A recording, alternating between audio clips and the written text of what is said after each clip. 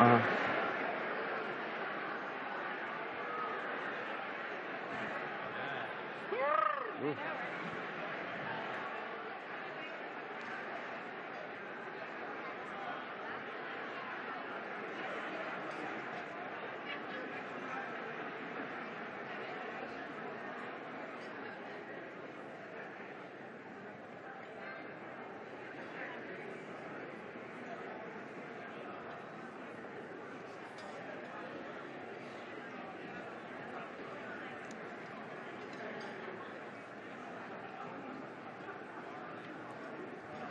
Every person has a father.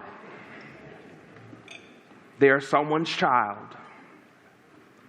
Some present, some abandoned, some lost. I wore a suit and tie to your birth. When the OBGYN asked me why I dressed up, I told her, at first I walked out of the house in a tracksuit. And then I thought, I've dressed up for so many underwhelming events in search of my purpose. How could I wear anything less than royal to something so worthy of my existence? People tend to attribute unearned praise to me just for showing up for my son. He's lucky to have you, said the old man at LACMA Jazz. My son's father never had time to play with him like you do with yours, said the woman in Highland Park. You're such a good father, said the teenage cashier while we were just waiting for fries and chicken nuggets at Mendocino Farms. And at first, I'd secretly snort the praise like an addict in a restroom stall.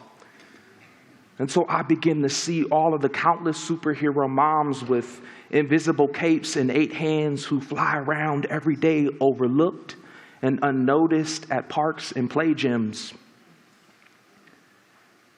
It stirs something deep in me to think, if just seeing me with my son evokes this much emotion, what does it say about the state of fatherhood in our culture? After you were born, I remember looking at my dream board with the house I wanted, the 6-pack, the podium, and laughing because why would you be on that list? Now I can't even imagine success without being your father. It had to be the same God who let those bullies from my childhood break me, just enough to make room for the healing you'd one day bring. I grew up Church of God in Christ, African American evangelical. I'm from hand clapping and voice raising, Hammond B3 organs, Holy Ghost and anointing oil, lunch plates after church. And I want you to turn to your neighbor and repeat after me. I want you to turn to your neighbor and repeat after me. Neighbor, I see you in the future. And you look much better than you do right now.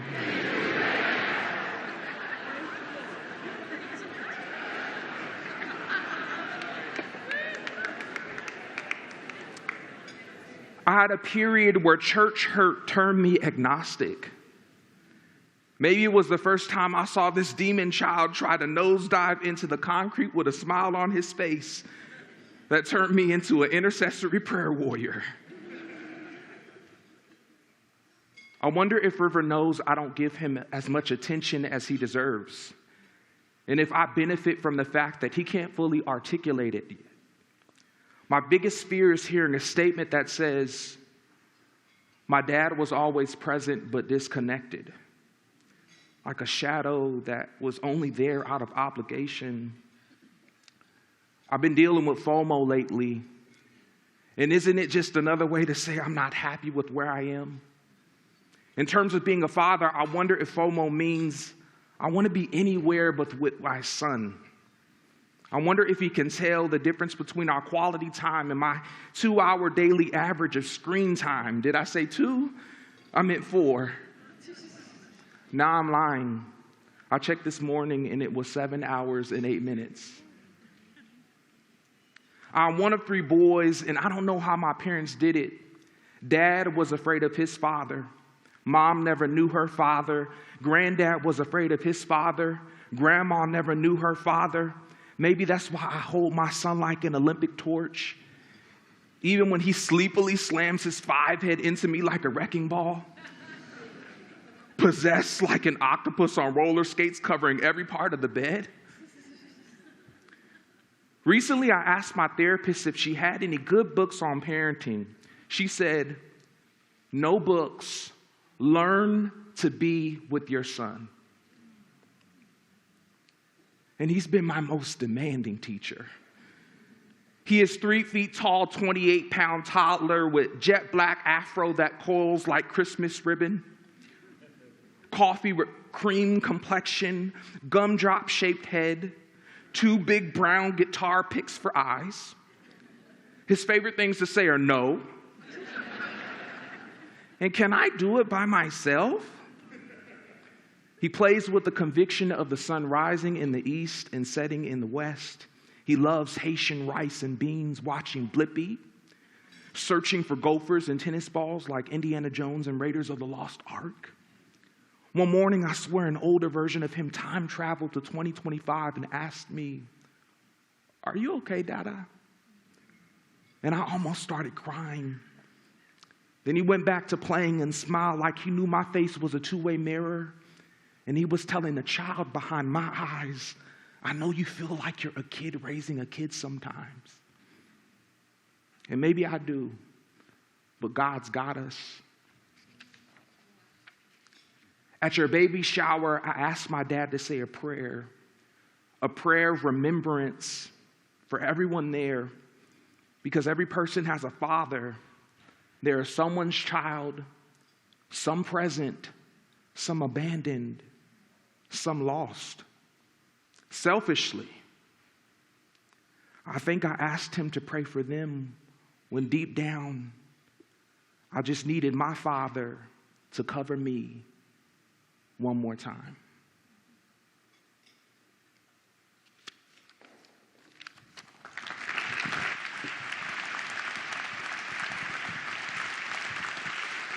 Did you catch it? No books. Just learn to be with your son.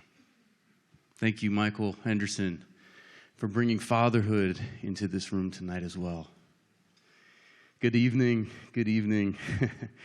It is so great to be here. I'm so honored to be here tonight, welcoming you to the Claris City Lights Gala. My name is Hunter Parrish.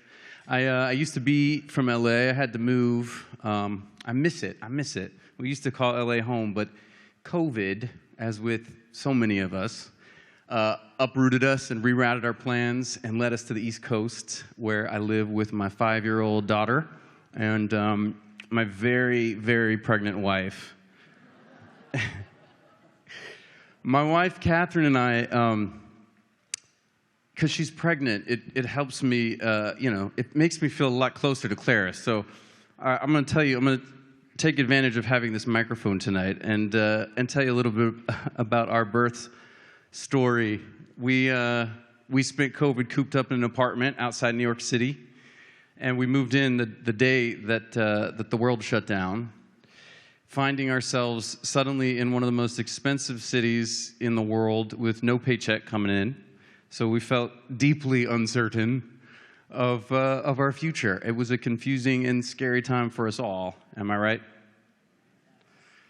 Yet, Catherine and I had a source of joy and hope that offered us a great sense of purpose during those wild and claustrophobic months. Our first child was growing inside of her, and we had nothing else to do but give our complete attention to birth. The idea of that now is just kind of hilarious.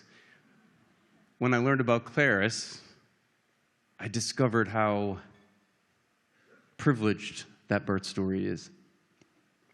Now, our birth story, it had its twists and turns. It wasn't perfect. Our doula, who we were really depending on since we've never done this before, she didn't show up until like the very end. So my poor wife was stuck with me. I did my best, okay? We were 30 minutes from the birth center, and we realized that the baby was coming. So we rushed there, and I distinctly remember having this astute awareness that I could be delivering this child in the car. And, I'm an actor. So there's a part of this that for me was like, a very naive part, mind you. But I was sort of excited about the heroic deliver the baby in the backseat idea. My wife was not. And to her relief, that did not happen. We had a water birth, not a car birth. And after about an hour, we're holding our little girl in our arms, and it's magical, and it's wonder and exhaustion all at the same time. And Catherine did it. I have never been more proud of the determination and resilience of the woman I married. But being isolated in an apartment with only birth to think about and prepare for is far from the norm. So many women and couples do not have that luxury of time and protection and support that we enjoyed. Now my wife is due with our second kiddo any minute now. Actually, I'm so sorry. Just let me make sure she hasn't texted, because if she has, Talitha might have to take over here. Okay. No, we're good. As we approach another birth, I feel connected. I feel connected to pregnancy, to childhood, and to what Claris does here. And I'm also very mindful that no pregnancy or birth is exactly the same. If it goes how you planned, you learn just how fortunate you are. And if it does not go how you hoped, or was not the birth that you imagined, you learn to grieve and to adapt. You learn that you're made of more than you thought you were. And if you're a beloved receiver of care at Claris, you learn that you are never alone. I love Claris. I am so excited to be here and celebrate together this incredible impact that Claris is having in the lives of so many people all across Los Angeles. Having had a front row seat to one of the most courageous and miraculous acts of our species, my eyes have been opened to the great need that exists for women to receive proper reproductive support and care. Many women in our communities and on the streets of LA tonight are feeling overwhelmingly afraid and alone. And tonight is about making sure that we're able to find them and help them find Claris. My hope is that what you experience tonight will not only inspire you, but move you to be a part of the story, to see yourselves in the story, to join in, to help continue this amazing work. So, Claris. The word Claris means clarity. And through this organization, thousands of people every year find hope, direction, and light in moments that feel overwhelming. And that's why this evening is called City Lights.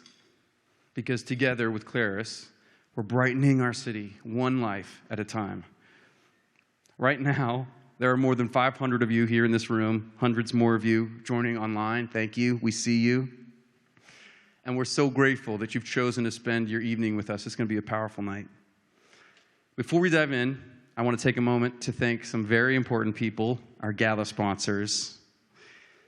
That's right. Come on. So the goal this evening is to raise $500,000. And our Gala sponsors have already contributed $262,000 to cover tonight's event. And that means that every gift that's given from this point forward goes directly to support Claris programs and the people that we serve. And this is an extra special year because so many of our sponsors lost homes in the fires, and the entire city of LA was impacted at the beginning of the year. A few of the clients that we'll meet tonight wanted to share a special message with you.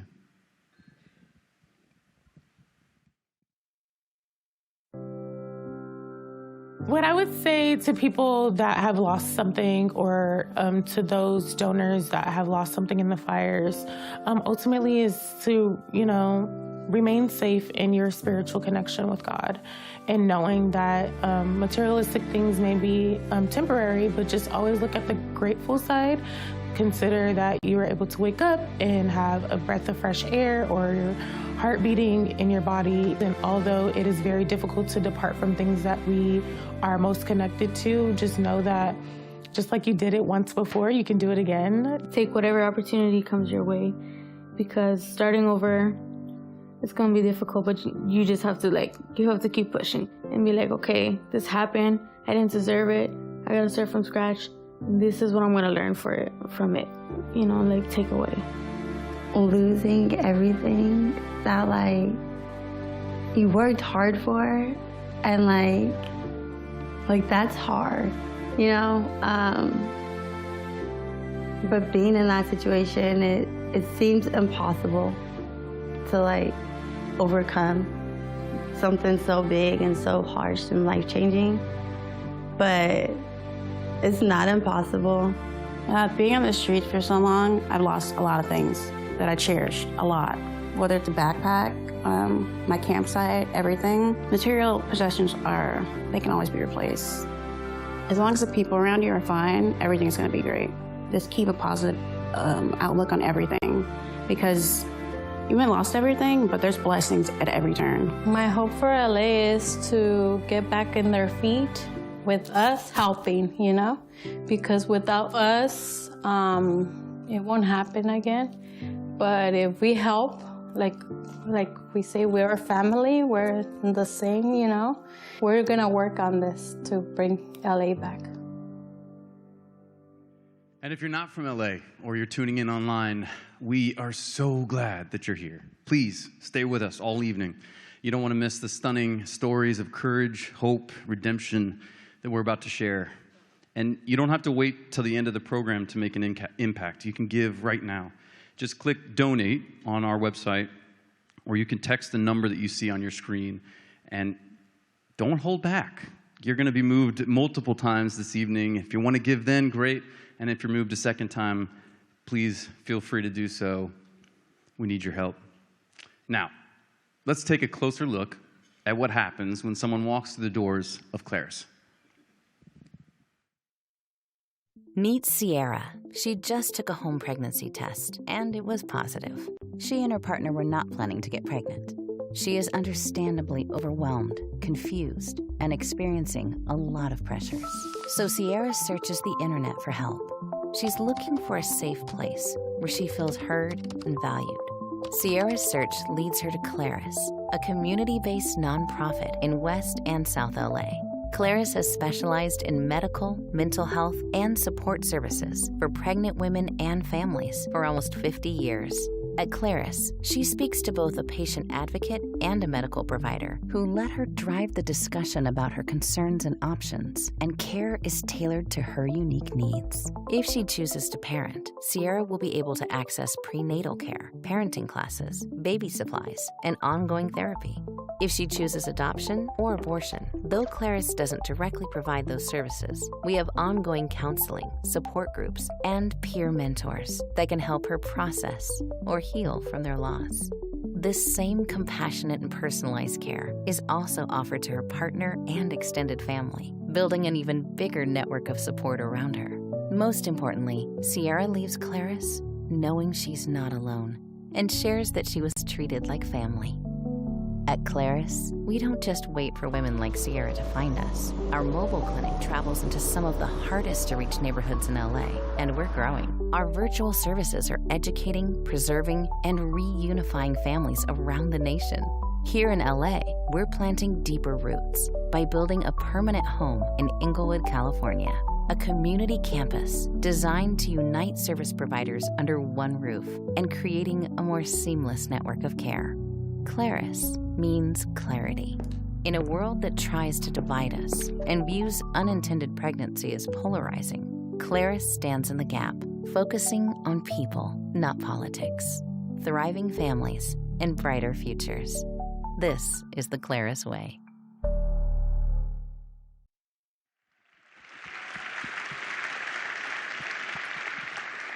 Now, as you just saw, Claris's care doesn't just begin when someone's in crisis. It often starts long before that moment. Prevention is a huge part of Claris's model of care. And here's what that looks like. driving our mobile medical units into neighborhoods where healthcare is often the hardest to access. It looks like sitting down with teenagers in a classroom, talking openly about sexual health and equipping them to make choices that shape their future. It looks like offering well-woman exams and general health assessments that meet people right where they are, giving them the dignity and the confidence before bigger challenges arise. And thank goodness we don't do it alone. We work alongside schools and clinics and community partners to make sure that people have the support that they need before they even walk in the doors. So please welcome Charity and Ayla.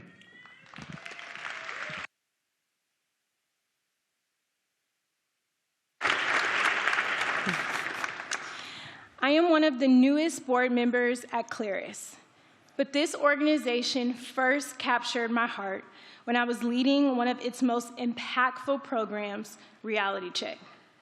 Reality Check is more than just a sexual health education program.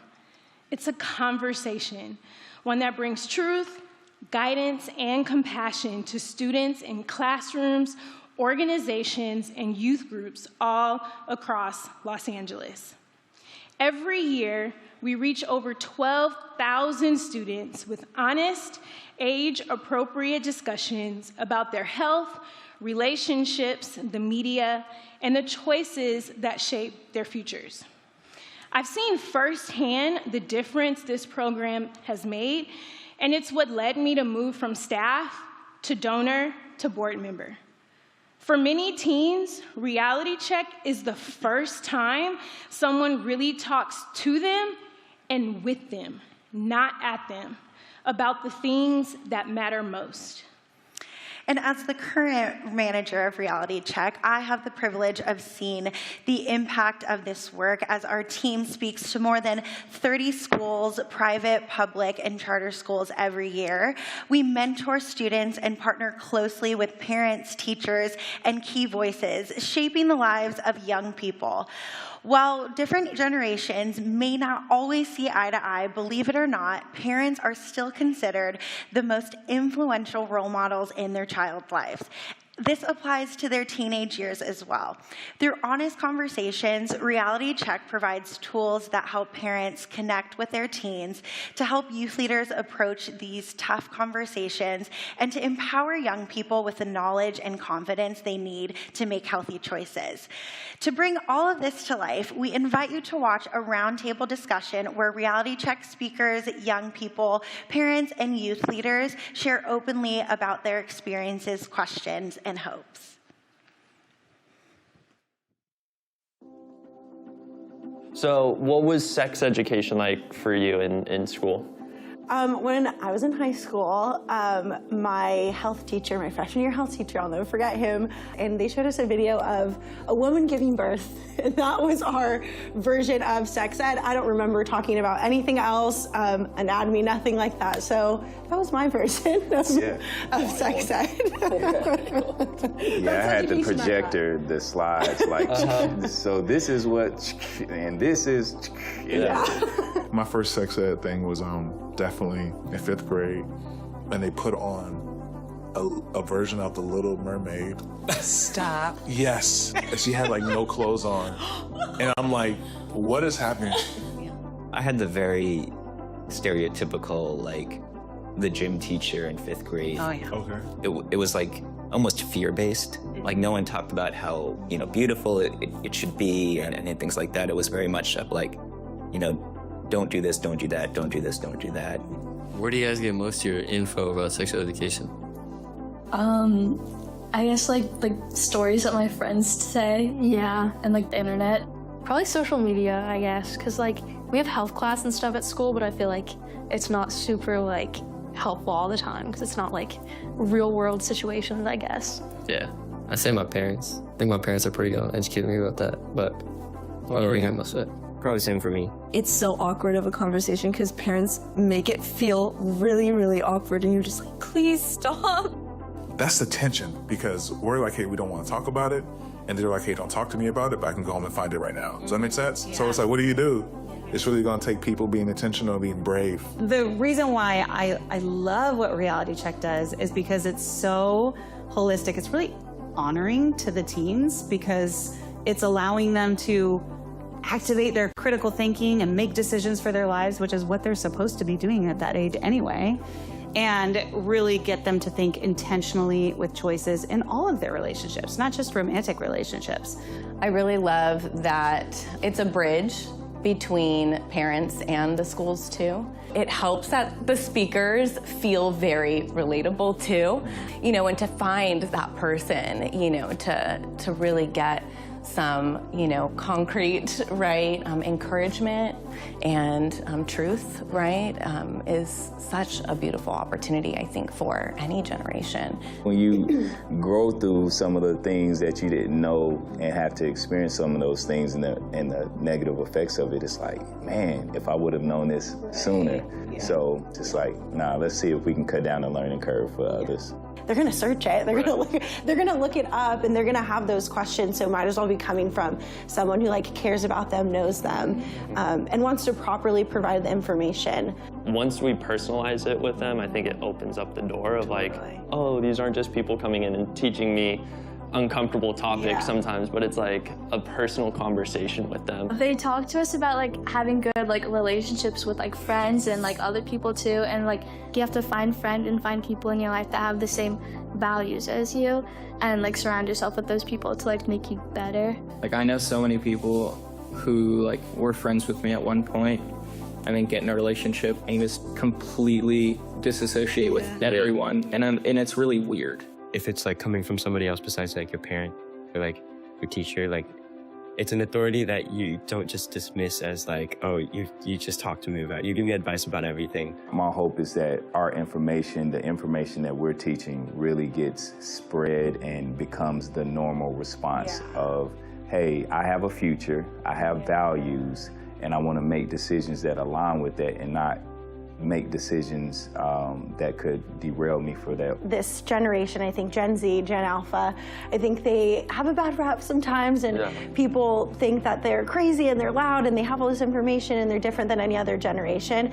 And my hope for them would be that the things that they learn, that the whole generation can be impacted by this idea of being empowered to make informed and intentional decisions and knowing that they deserve to make those decisions. It's not just because it's good for them or because it's better or we think we know, but because they deserve to make these decisions that match the value that we all know that they have. So know that they don't have to do it alone, and they're not alone within that.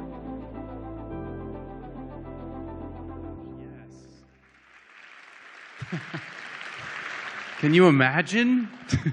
We each think of our own sex ed story. I mean, my goodness, that would be amazing. Is 5 too early to send somebody to Reality Check? My daughter? Gosh, if I had had something like that when I was younger, much would have been avoided, let me tell you. I have another confession. I was an accident. Yes, I know.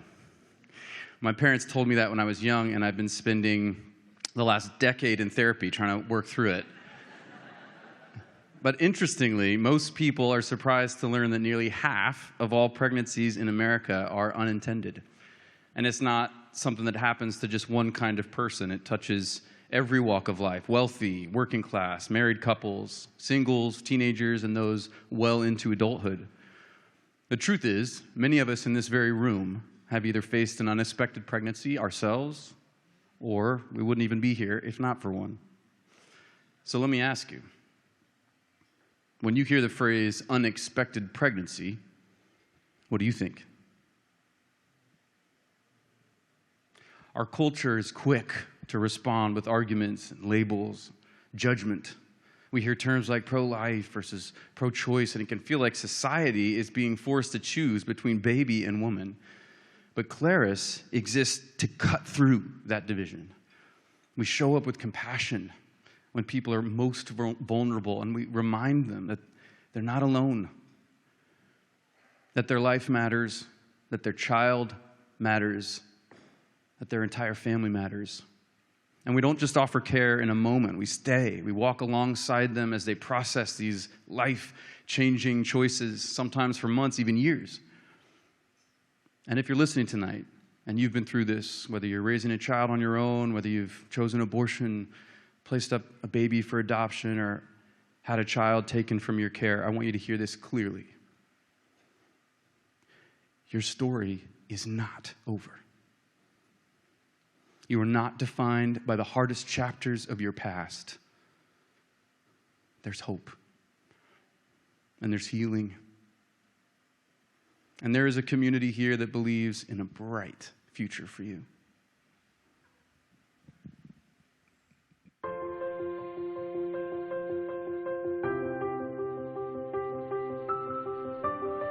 When I first found out I was pregnant, it was like my heart was racing. I didn't have anywhere to go. I was still at my trade school that I wanted to leave, and I didn't have like a stable job or housing or anything. So I talked to like the nurses at my trade school, and they referred me to a bunch of different places, like Claris Health and like even like abortion clinics, because they were like, you can take your time to decide if you want to keep it or not. I actually found out I was pregnant a week before finding out about Claris Health. And then I started looking up clinics because I was like, dude, what am I gonna do? So when I went to Claris Health and I did the test, it was true that I can have children. Before I was told that I couldn't have children because I had cysts in my ovaries and I would have to go through surgery. And so when they told me I was pregnant, I was like, that's crazy. Like, well, I was just told I couldn't have a baby. So since I came to Claris, I feel that my life has definitely been a lot better because I was able to get educated through the parenting classes. Those classes helped me gain the confidence as a parent growing. I've always sought out information to figure out like how should I go about this journey because there is no handbook. But I feel like with the guidance of Claris Health being nearby and then holding my hand through the process, it was very helpful. It was really scary because I have everybody telling me I shouldn't keep it. I felt like, you know what, I can't just keep asking people what to do. I have to like figure it out. So I was hoping to get some answers from like Claris Health and hopefully like find some resources. And like they had a lot of resources that I didn't even know existed. So I was like, okay, well, I have these resources. If I use them wisely, I can raise the baby. And when I like met the people, they were like super nice and asked me how I was doing and about my story, and like I forgot the lady's name, but she told me, she was also pregnant. She went through a similar thing. She had her first like at like I think 18 or 19, and it made me feel like, oh my gosh, like you guys work in this nice place, like, and you went through the same thing I did. I didn't think that was like possible, like ever. But they made me feel like at home and like just really comfortable, and almost started crying. I was like, dang, like I've seen these in movies, but I didn't think this was real. I thought that was like the fantasy. I'm currently working at Harvest Home. I was a previous alumni back in 2017, and I was able to be a recipient of their services, in which I also brought up to them about Claris Health. So I talked to Harvest Home about Claris Health and their parenting classes and all the resources that they had. And during the connection between Harvest Home and Claris, we've been able to educate the ladies there. We've had classes every week. We've even had some alumni classes where we would learn about like parenting as well. The ladies have been able to connect with Claris Health with their clinical expertise to be able to assist the ladies through their journey through their health side, just as well as education. For housing, they give me several resources and said that they would refer me and I'd be getting a call back. One of them was Harvest Home. It was a really nice house, and all of the staff were super like nice and supportive, and they didn't judge. They didn't like talk smack behind your back. They were just like, I never met people like that before, so I was kind of like very like excited and like grateful for that.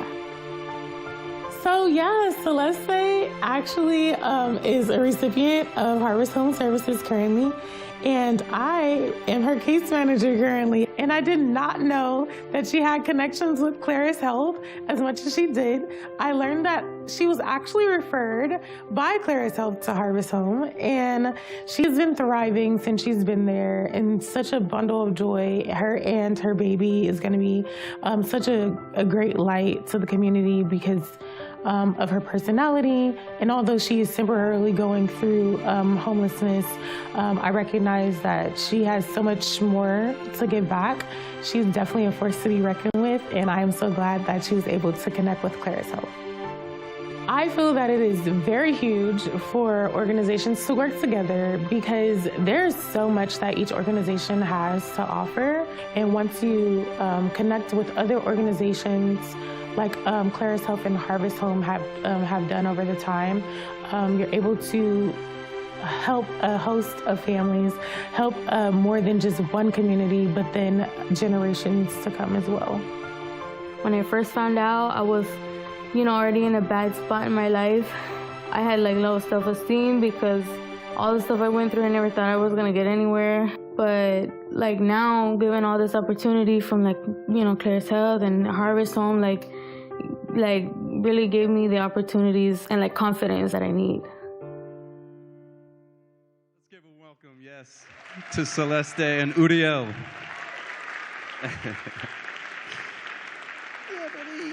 He was doing some fist pumping earlier. All right, you're awesome. You need help?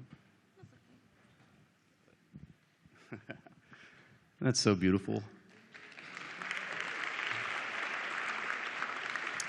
So as you saw on Celeste's video, Claris has strong community partnerships here in Los Angeles, and being connected to organizations like Harvest Home and more than 400 other companies guarantees that people who walk through Claris's doors have the resources and support and any warm handoff that they need to move from a place of crisis to a place of stability.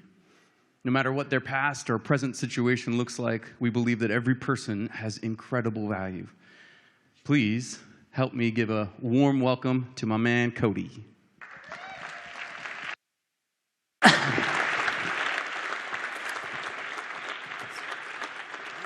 Hi, my name is Cody.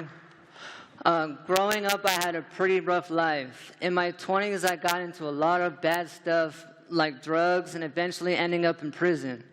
After I got out of prison, I got in touch with my childhood friend named Tiffany. We've been together now for 2 years and married for 1. Being with her and the kids, I realized that it was time for me to make a change. I've struggled with a lot of anger in my life. My temper was bad. I would just go off for no reason. My wife gave me an ultimatum to get help or it's not going to work out. I didn't want that, so I started taking anger management classes at Claris, and it made a positive impact on my life. I'm still a work in progress, but I have a lot to celebrate and look forward to. April 3rd will be 4 years since I've been clean off of drugs, and it's been almost...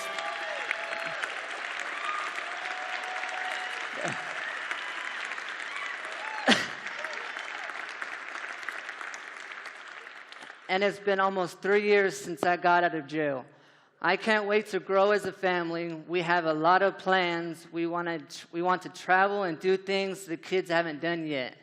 I am not the only parent who has been impacted by the Claris parenting program. I'd like to introduce you to my wife, Tiffany.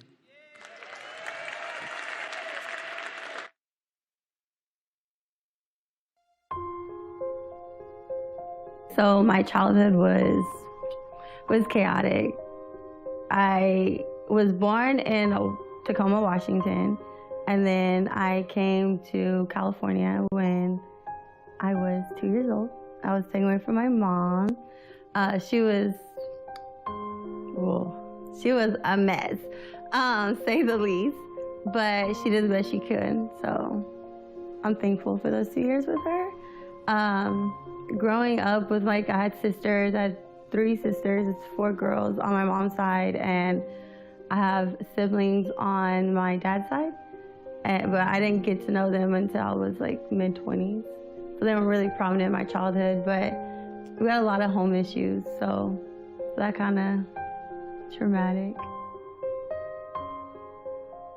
I had lost my older 2 kids, my twins, and I was just freshly sober from like crystal meth and like heroin and pills and alcohol. I had gotten clean when I found out I was pregnant with Power.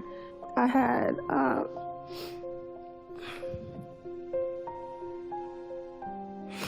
I lost Power's dad when I was 8 months pregnant. And I had really bad postpartum. Like, I couldn't take care of Power. Like, just like the things they say about postpartum depression is like true. Like, oh God, it's like the worst thing.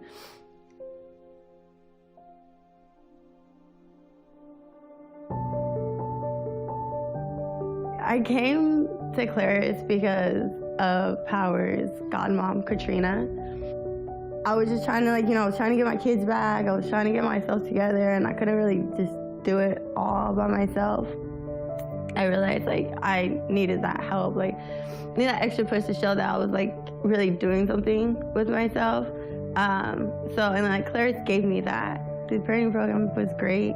When I first started, I was on CalFresh, CalWorks. I didn't really have money. I didn't have a car or nothing, but I was able to get diapers and wipes and go shopping for clothes for Power. The one-on-one classes I did with Nikki were the pinnacle for everything. I feel like I could, talk to her about things I wouldn't feel comfortable sharing as a group. Claris is the reason why I got my twins back. Claris is the reason why I learned patience, because we all know toddlers, oh God, headaches sometimes, but gotta love them. I got married last May, and I just have more support. I'm financially stable, and just all around different person. I feel like the pain, the hurt, whatever it is that they're going through, the sleepless nights and things like that, it gets better, and it's important to reach out and ask for help. I'm thankful for my journey though, because it's if I didn't go through the things that I went through, then I wouldn't be who I am today.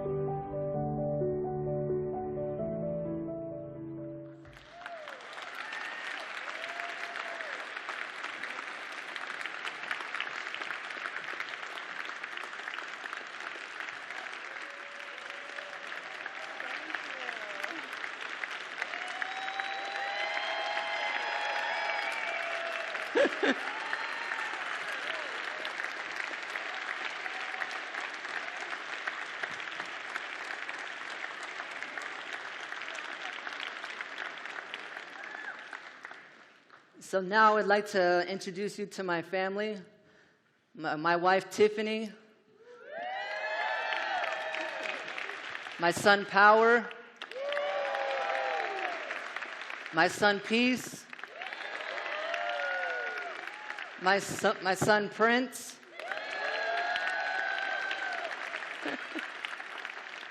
and my daughter, Patience.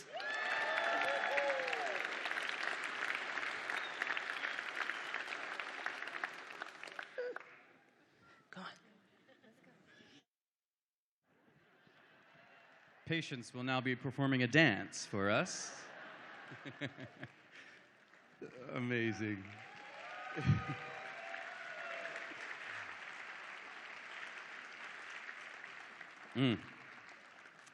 Well, there are many things that make Claris special, including that moment right there. But another thing that makes Claris so special is that no matter what choice someone makes or how long ago it happened, they're never beyond the reach of love, healing, and community. That's the kind of care that Claris offers.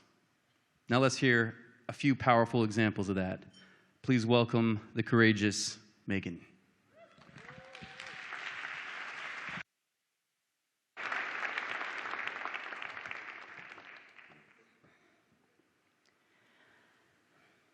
God answers prayers, and in September of 2024, he answered mine. After attending a retreat at my church, St. Monica's, I decided that I was tired of pretending like everything was okay. On the outside, everything looked great, but on the inside, I felt like something was missing. So I asked God to please heal my heart and to reveal to me what is blocking me from receiving love. The following week, I received an email from St. Monica's that they were going to be showing a movie with an abortion story. I didn't want to go. But I heard God whisper to me, "Go. It's not about the movie. It's about the speaker afterwards." So I trusted God, and I went. At the end of the movie, Nikki, a staff member at Claris, spoke about all the amazing services that Claris has to offer, including an abortion support group. There it was, God's whisper coming to life. I didn't know support groups like this existed. And at the presentation, I talked to Nikki. I was whispering, trying to hide from the other audience members. I felt embarrassed, and I didn't want anyone to see me crying, assuming that I had an abortion. I was in the Claris office the following week, telling my story to another Claris counselor, a loving soul named Monica. I got pregnant when I was 23. It was an extremely unhealthy relationship. I still remember my ex-boyfriend saying, "I'm not ready for a baby." I was deeply torn. I told my sister, who was excited, and she looked up my due date. My baby would have been born August 2005. I always thought summer birthdays would have been fun. Pool parties and ice cream cakes. These are the types of what-ifs that have been living in my head over the past 21 years, the ones that I've never shared. I was 5 weeks pregnant when I decided to take the abortion pill, and the memory has never left me. It is something that I've carried in silence, with only a few friends knowing, until this past January when I attended the Claris support group. During the second week of the group, I was handed a gift bag from Talitha, one of the leaders of the group. My immediate response was, "I don't deserve this. I just told you about this horrific thing in my past, and I'm getting a gift." Talitha said, "Yes, you shared your story, and that's extremely brave." I was shocked, and that's when the real healing started to take place. Healing doesn't happen through punishment and beating yourself down. You heal through love and support. These women listened to all sides of my pain. Finally, I was able to start releasing the anger and the hate that I had towards my ex-boyfriend and myself. I could finally begin to open the doors of forgiveness. Throughout the 10-week support group, there were tons of journaling exercises. I would sometimes get defensive and refuse to do certain assignments, but then each week I would soften, complete an exercise, and then realize I was just trying to protect my pain and my sadness. When I was pregnant, I felt so lost, confused, and alone. But in this support group, I had a whole team helping me as I processed my feelings at my own pace. My walls started to dissolve. I could finally begin to express the feelings that I had locked away 21 years ago. I never in a million years thought I would be up here telling my story. So why am I? I'm doing it for the 23-year-old version of me who needed love and support after her abortion instead of turning to alcohol. For the part of me who dreads going to the OBGYN and filling out the question, "Have you ever been pregnant?" For the 36-year-old version of me whose nightmares and intrusive thoughts got so intense that I finally called my mom and told her what I had done. To the part of me who counts the years of her child's age every Mother's Day as I sit quietly in a wooden church pew watching the other moms receive a flower. One evening as I was driving to the support group, when the grief seemed unbearable, I cried out to God and asked him, "When does this heart-wrenching pain end?" And clearly I heard God say, "It doesn't. but it's how you handle it. Channel that energy into good. That's another reason why I'm standing here tonight. There may be someone like me who needs to know you are not alone and that your story can be redeemed. That's why being in a support group surrounded by people who truly understand what you're going through is so important. At the end of our group, we held a memorial service that ended with us releasing balloons. It was an act of letting go of the pain and the shame, and accepting peace and knowing that one day I will see my baby in heaven. A joyous day that I cannot wait for. As I close tonight, I want to thank God for giving me strength to tell my story and for bringing Claris into my life. It's through God's grace and forgiveness that I am able to break free from the depression of my past. I want to thank Claris for their endless support. Thank you to the leaders of the group, Talitha and Lori, for their love and compassion, and to the women in the support group for their vulnerability. A special thank you to the therapy services at Claris, especially to my therapist, Sydney, who has been a rock in my life, showing me how to relove myself. You have all been a godsend to me and to so many others. I am forever grateful. It is never too late to heal. Thank you.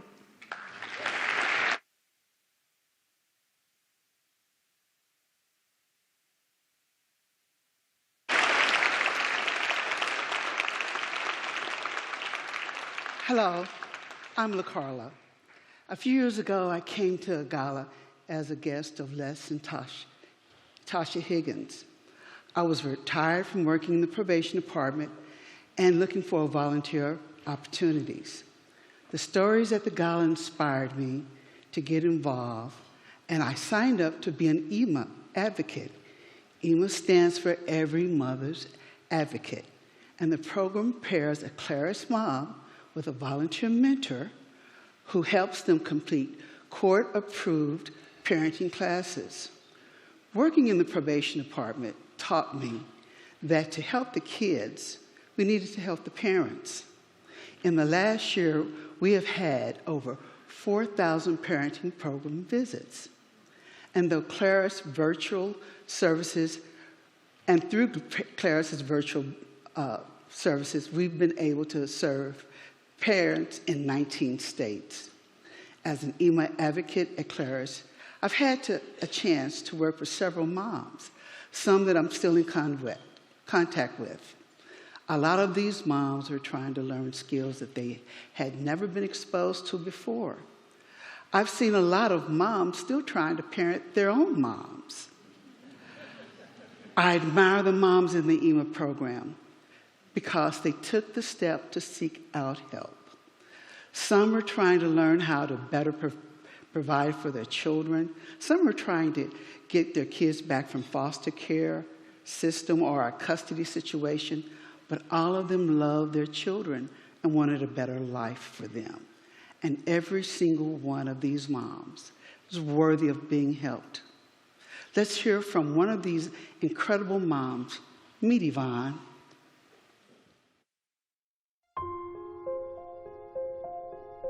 I grew up in Los Angeles, and I was raised by some interesting characters. They were a little bit more on the mean side, you know?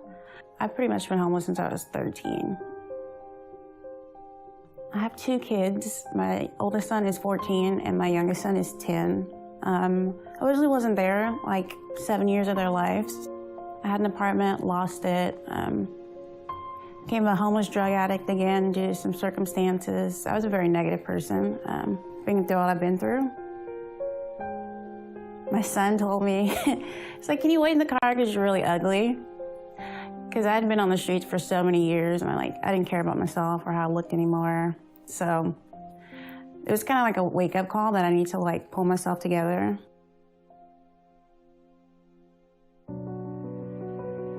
I started a more positive outlook on things. Especially I wanted to be there for my kids because I'd missed so much of their lives. And it just wasn't fair to them at all. So I went to a homeless shelter. They got me a place to live. I called my lawyer who's in charge of my cases for my kids after I got settled in my place, and I was like, what can I do to get my kids back? So she gave me this long list of things that I had to do, like drug rehab, parenting classes, study in therapy, and she gave me a list of resources, and for the parenting class was Claris Health. And I started the parenting classes. It was Nikki and Bernadette. They're like one of the sweetest ladies I've ever met. I really started to notice that life wasn't so horrible, and there's blessings everywhere you turn. You just have to accept them, you know? 'Cause I can be really rough on myself, but there's always encouraging. If I answer the question right, they're encouraging me, you know? If I share during class, they're like, oh my God, that's awesome. And from hearing that you suck all the time and you're not really worth anything, those tiny little compliments, I was beaming.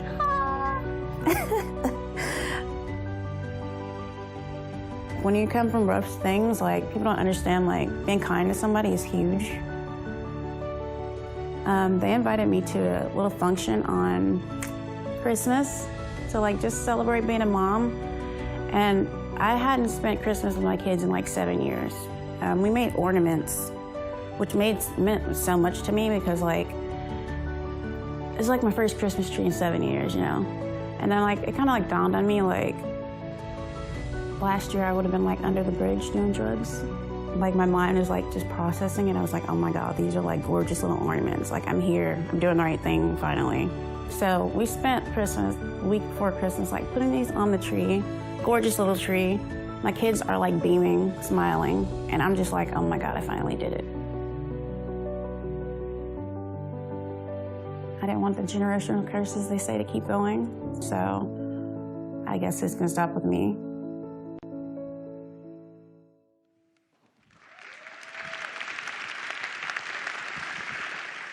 Well, I get the pleasure of introducing our last speaker of the night. We met a few years ago in Palm Springs, which sort of sounds like the start to a wild party. But in fact, we were meeting with a group of leaders to brainstorm strategies to bring aid to kids in need in Dominican Republic. And it is so representative of Talitha to sign up to go to a restorative retreat in Palm Springs only if it somehow serves the needs of others. Oh, yeah, there we are. Amidst a gathering of powerhouse personalities, Talitha stood out because of her accessible spirit and clear passion for service.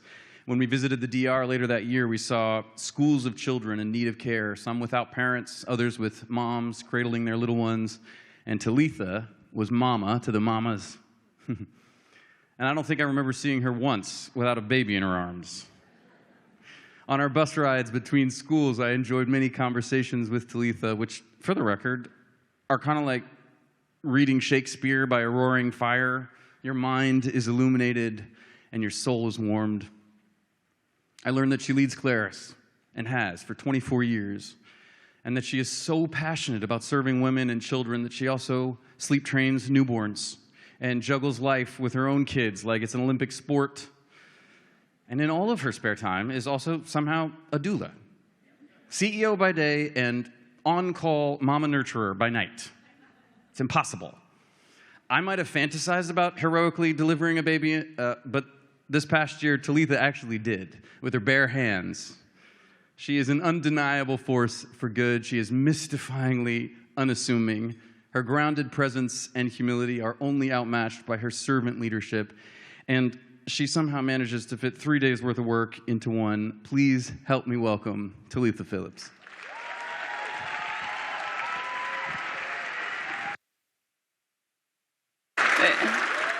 Oh, my goodness. Well, thank you. Thank you all for being here. I have this sort of distinct honor of standing up here and receiving all that praise, which is very sweet. But there is an army of people behind the scenes bringing tonight together. And I just want to take one moment to say thank you to every person, every board member, staff, volunteers. There's a whole truck that you can't see back there somehow streaming this to YouTube. So thank you to each of you. And well, since 2020, I have stood on the stage and I have talked so many times about how the world is shifting and about how important it is for us to pivot, will say that is a word that I loathe at this point. And here we are again, facing more uncertainties and wondering what the future might look like. But instead of being focused on the turmoil or being overcome with fear, we are radiating hope. See, hope doesn't mean the absence of a struggle. It means that you walk right into it and you choose to believe that there's something more, that there's something brighter on the other end. This past January 6th, I walked into our West LA clinic on a Monday night, and it was the first night that we had led a post-abortion support group since COVID. And that moment when I sat down and I looked around at the women in that room, I remembered exactly why this work means so much to me almost 2.5 decades later. One of those women was Megan that you just met a few moments ago. And sitting beside Megan, I could see myself in 1999 when I attended my very first night of a post-abortion group at Claris. And just like Megan, I was afraid, ashamed, and ready to run. See, I didn't believe that I was worthy of love or belonging. But just like Megan, the women at Claris met me with so much compassion and acceptance.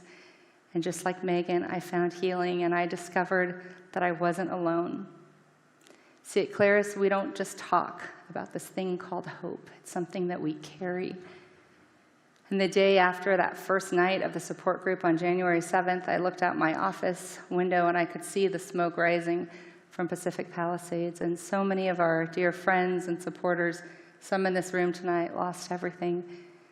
And yet, in the middle of all the chaos, this little support group kept showing up every Monday night and meeting and healing together. See, it was this tangible reminder that hope still exists, and it's not in spite of the brokenness, but it's actually through it. So in the past year, almost 2,000 people walked through our doors for care and support. We provided over 9,000 medical and mental health and support and education services. 89% of the women that we served were equipped to carry their babies to term, and more than 400 babies were born to Claris moms this year. Yes.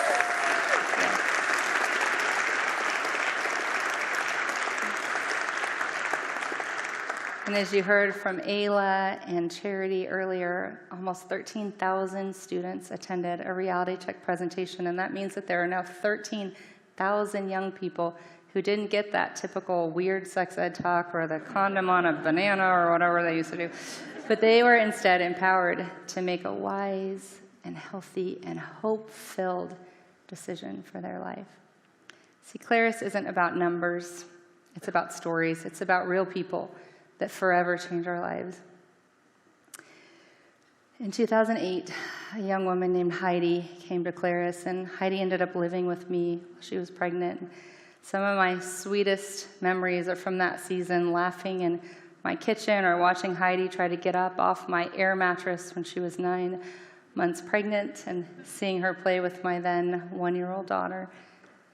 But what truly connected Heidi and I was actually standing in the delivery room. See, that night when her son was born, we weren't there as client and advocate. We were just two moms that were linked by something so sacred. Heidi showed me how messy and beautiful and redemptive this work really is. And Heidi taught me what it means to walk with someone through deep hardship. So years ago, Heidi stood on this stage and she shared her courageous story with our Gala, but her journey didn't end that night. She remained a part of the Claris family, and she remained a part of mine. And this past May, we lost Heidi to breast cancer. And 10 days before Heidi passed away, she asked if I would come and just sit with her. And she told me she was scared, but she wasn't afraid of dying. She was afraid to leave her son. And she kept asking, did I love him well? Did I do enough? Was I a good mom? There were so many regrets that she had, but none of them were having her son. She loved him the best way that she could, in this flawed, human, and courageous way, the way that we all love our children. And what Heidi needed the most in those moments was for the truth to speak so much louder than all the lies in her mind. She needed to know that her life mattered. She needed to know that her son would be okay. And she needed to know that soon she would be free from all the pain. Desmond Tutu once said, "Hope is being able to see that there is light despite all of the darkness."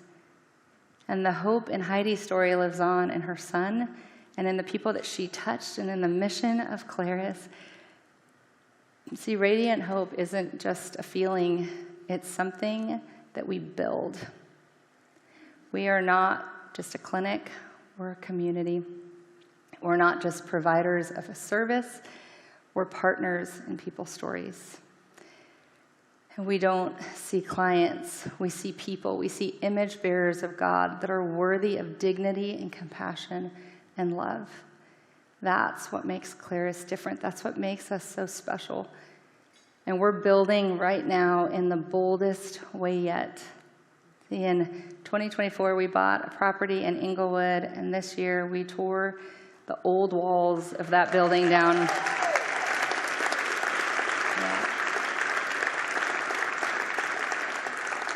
And as I watched those walls come down, I was reminded of something my dad used to say. He would say, sometimes things have to die to be born again. And those old walls, trust me, they needed to come down fast. Although it took an act of God to get them down. But they had to come down so something so much more beautiful could be rebuilt. It's so much more than a building. It's a vision. And we're calling it Clarity Together. See, Inglewood, yes.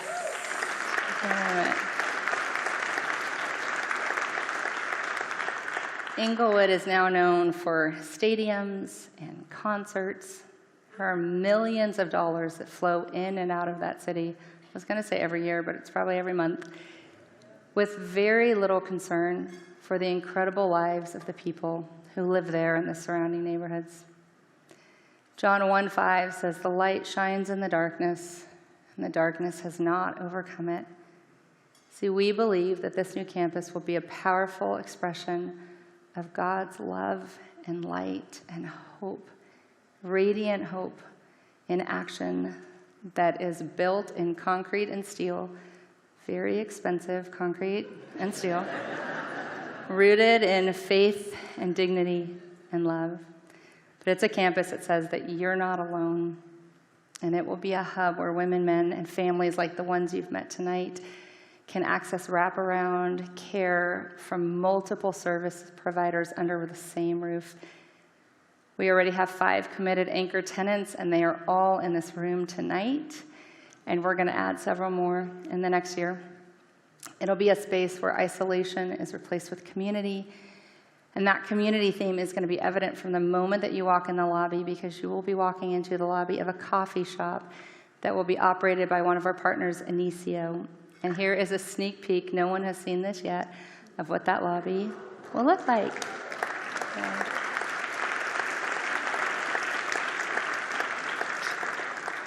Some of you in this room helped make phase 1 possible. And without your help, this dream would not become a reality. And I want to just say thank you to you. And now we're entering this new phase, this phase 2 of the campaign, where we are going to raise the final $13 million to bring this project to life. And there's something really special that's worth celebrating tonight, because a generous donor has offered a $5 million match to help us finish strong and break ground.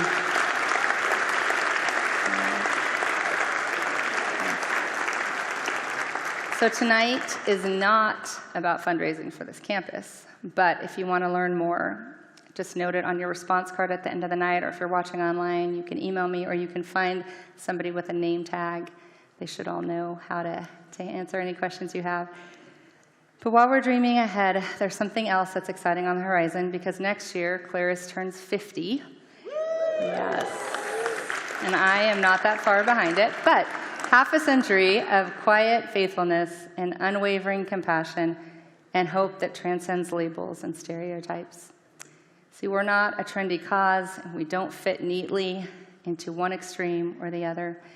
We don't make headlines, but we sure show up day and night, sometimes all night. It's true.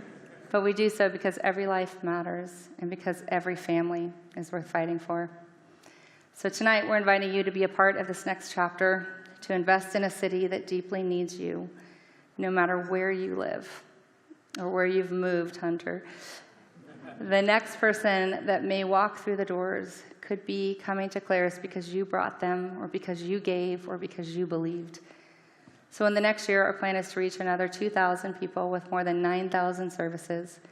We'll reach another 12,000 teenagers through Reality Check, and our network will grow to 500 community partners as we prepare for this campus.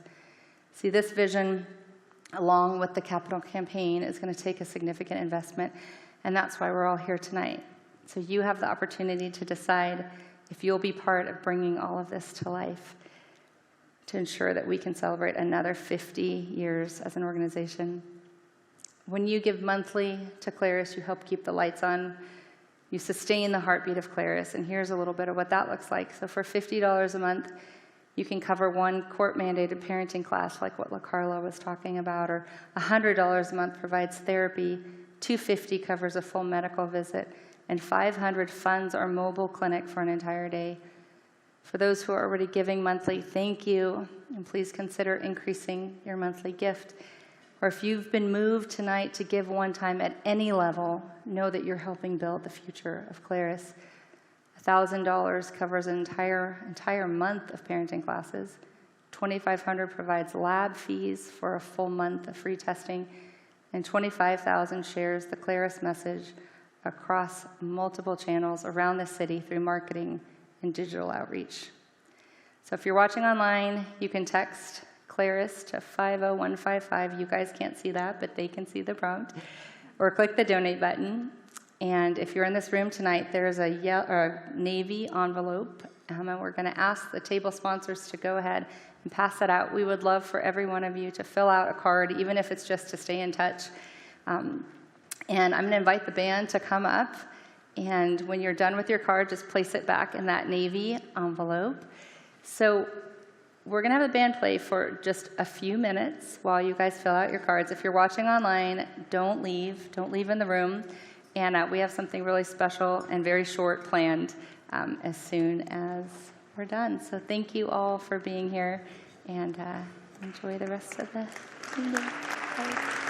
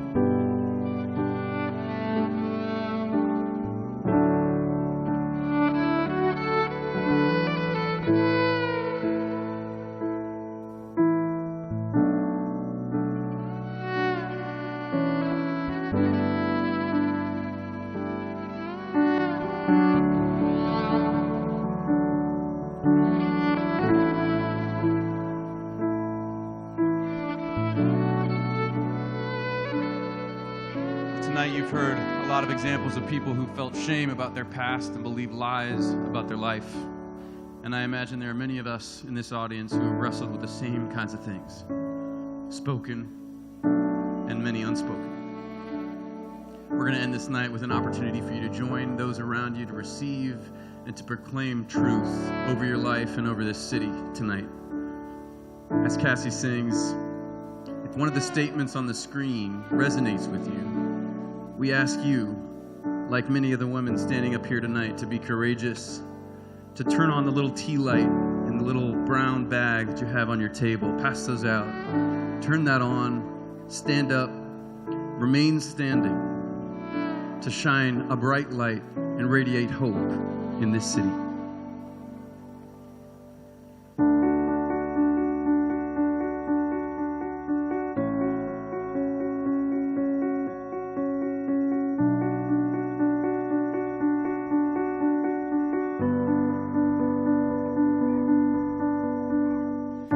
Many times can you hear the same lie before you start to believe? The enemy keeps whispering to me, I swear these days that it's all that I'm hearing. I used to know who I was when I look in the mirror, now I'm not so sure. Lord, I don't want to listen to the lies anymore.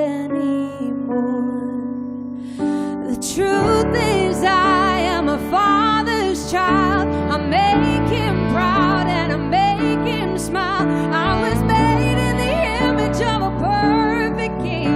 He looks at me and wouldn't change a thing. The truth is I am truly loved by a God who's good when I'm not good enough. I don't belong to the lies, I belong to you. And that's the truth. When I feel like there's so much noise living rent-free in my head, heaven finds me in a still small voice and it sounds like grace instead. You remind me who I was when I look in the mirror, still I'm not so sure. Lord, I don't want to listen to the lies anymore. The truth is I am a father's child. I was make him proud and I make him smile. I was made in the image of a perfect king. He looks at me and wouldn't change a thing. The truth is I am truly loved by a God who's good when I'm not good enough. I don't belong to the lies, I belong to you. That's the truth. Oh, I know who I am.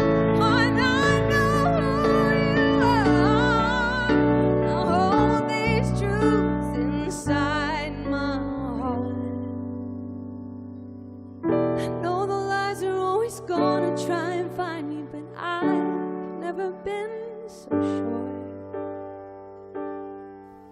The truth is I am a father's child. I make him proud and I make him smile. I was made in the image of a perfect king. He looks at me and wouldn't change a thing. The truth is I am truly loved by a God who's good when I'm not good enough. I don't belong to the lies, I belong to you. I belong to you. Oh, and that's the truth.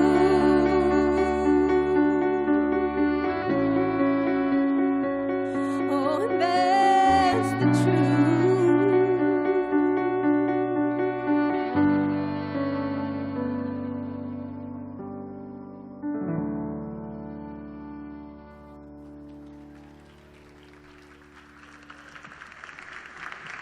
Let's give it up. Cassie, Brandy, and the band, thank you guys so much. Thank you, everyone, for joining us tonight. Thank you for the production crew who behind the scenes has been doing so much work and making everything work perfectly. Thank you so much.